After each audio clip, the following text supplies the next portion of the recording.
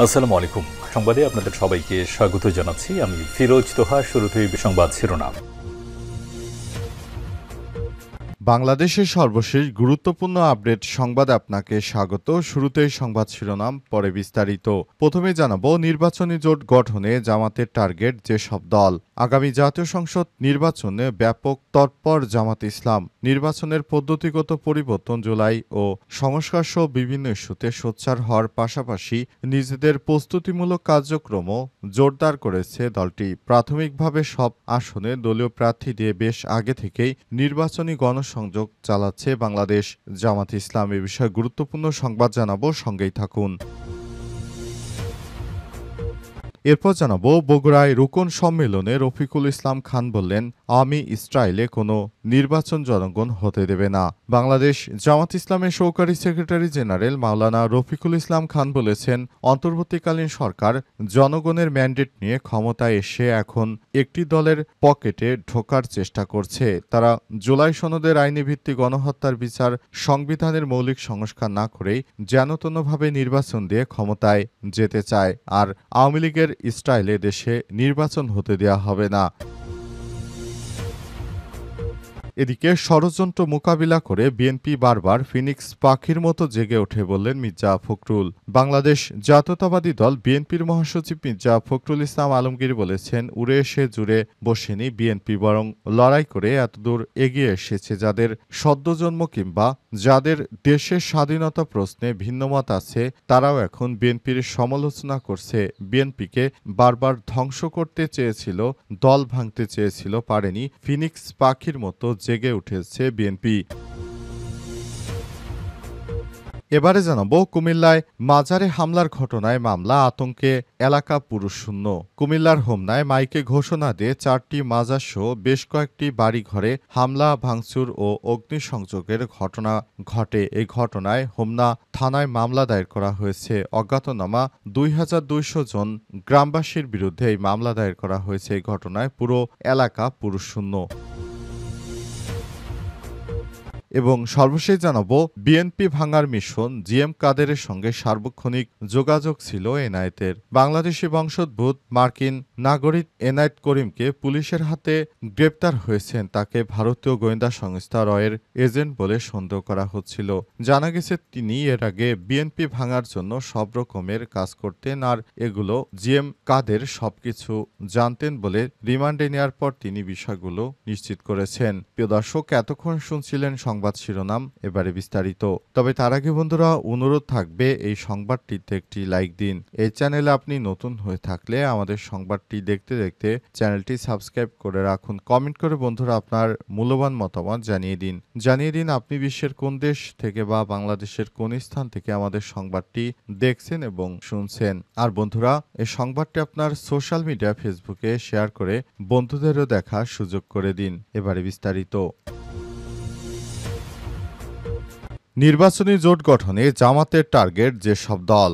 আগামী জাতীয় সংসদ নির্বাচনে ব্যাপক তৎপর জামাত ইসলাম। নির্বাচন পদ্ধতিগত পরিবর্তন, জুলাই ও সংস্কার সহ বিভিন্ন ইস্যুতে সোচ্চার হওয়ার পাশাপাশি নিজেদের প্রস্তুতিমূলক কার্যক্রমও জোরদার করেছে দলটি। প্রাথমিকভাবে সব আসনে দলীয় প্রার্থী দিয়ে বেশ আগে থেকেই নির্বাচনী গণসংযোগ চালাচ্ছে জামাত ইসলাম। একই সঙ্গে আগামীতে সরকার গঠনের প্রত্যাশা নিয়ে ইসলামী ও সমমনা বেশ কিছু দলের সঙ্গে সমঝোতার ভিত্তিতে ভোট করারও টার্গেট রয়েছে তাদের। এরই অংশ হিসেবে সংশ্লিষ্ট ব্যক্তিদের সঙ্গে নানাভাবে যোগাযোগ, দফায় দফায় মিটিং করছে বাংলাদেশ জামাত ইসলামের নেতাকর্মীরা। আগামী নির্বাচনে যেন পিআর পদ্ধতিতে ভোট গ্রহণ হয়, এজন্য জামাত ইসলামের পক্ষ থেকে সব রকমের প্রচেষ্টা চালানো হচ্ছে। সরকারকে তারা অনুরোধ করছে যেন বহুল প্রতীক্ষিত আমাদের সবার পিআর পদ্ধতির মাধ্যমেই নির্বাচন দেওয়া হয়। এই নির্বাচনের মাধ্যমে বাংলাদেশ জামাত ইসলামের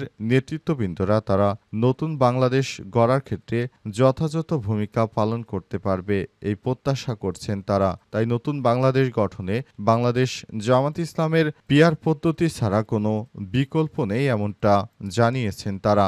নতুন বাংলাদেশ গড়ার জন্য তাই জামাত ইসলাম এখন বদ্ধপরিকর। তারা প্রতিনিয়ত কাজ করে যাচ্ছে সেইভাবে। বগুড়ায় রুকন সম্মেলনে রফিকুল ইসলাম খান আওয়ামী স্টাইলের কোনো নির্বাচন জনগণ হতে দেবে না। বাংলাদেশ জামাত ইসলামের সহকারী সেক্রেটারি জেনারেল মাওলানা রফিকুল ইসলাম খান বলেছেন, এদেশে আর আওয়ামী স্টাইলে কোনো নির্বাচন হতে দেয়া হবে না। নির্বাচন হতে হবে সুষ্ঠু, নিরপেক্ষ এবং সুন্দরভাবে।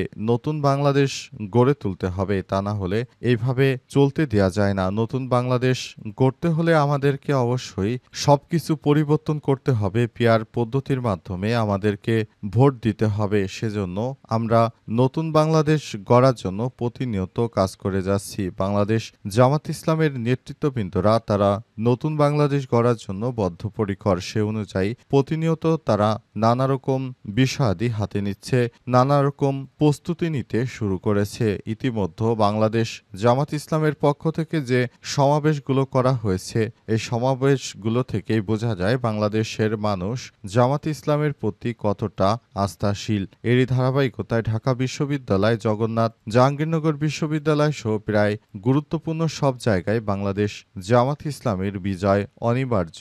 এবারের নির্বাচনে বাংলাদেশটা সুন্দরভাবে এগিয়ে যাওয়ার প্রত্যয় ব্যক্ত করেছে জামাত ইসলামের নেতৃত্ববৃন্দরা। তারা নতুনভাবে এই রাষ্ট্র গঠন করার জন্য সরকারকে আরও বেশি সহায়তা করবে, যেটা বিগত সময় তারা একইভাবে সহায়তা করেছে।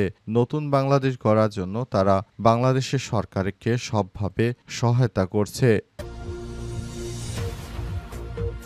ষড়যন্ত্র মোকাবেলা করে বিএনপি বারবার ফিনিক্স পাখির মতো জেগে ওঠে।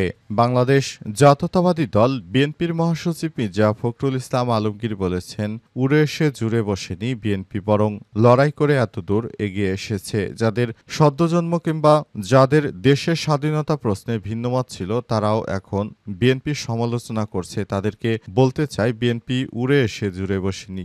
বিএনপি অনেক ত্যাগ তিতিক্ষা করে এ পর্যন্ত এসেছে। আমাদের নেতা জিয়াউর রহমানকে কিন্তু আমরা হারিয়েছি। সুতরাং বলতে পারি একটি কথা, সেটি হচ্ছে বাংলাদেশ প্রতিষ্ঠার ক্ষেত্রে বিএনপির অবদান কোনো অংশেই কম নয়।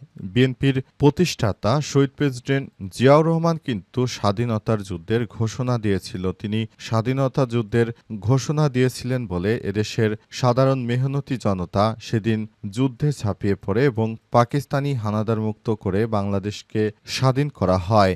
আর এখন দেখা যাচ্ছে একটি পক্ষ বিএনপির কোনো অবদানকেই তারা স্বীকার করছে না। তারা প্রতিনিয়ত নানাভাবে ষড়যন্ত্র করার চেষ্টা চালিয়ে যাচ্ছে। তিনি আরো বলেন, এসব ষড়যন্ত্র দিয়ে কাজ হবে না। শেখ হাসিনা কিন্তু বিএনপিকে বিগত লম্বা একটি সময় ধরে শেখ হাসিনা বিএনপিকে নিয়ে নানা রকম ষড়যন্ত্র করেছে। সুতরাং এরপরও বিএনপিকে কিন্তু ভাঙতে পারেনি শেখ হাসিনা। আর এখন যারা বিএনপির বিরুদ্ধে নানা রকম ষড়যন্ত্র করছে, তাদেরকে বলবো, বিএনপি ফিনিক্স পাখির মতো বারবার ফিরে আসে।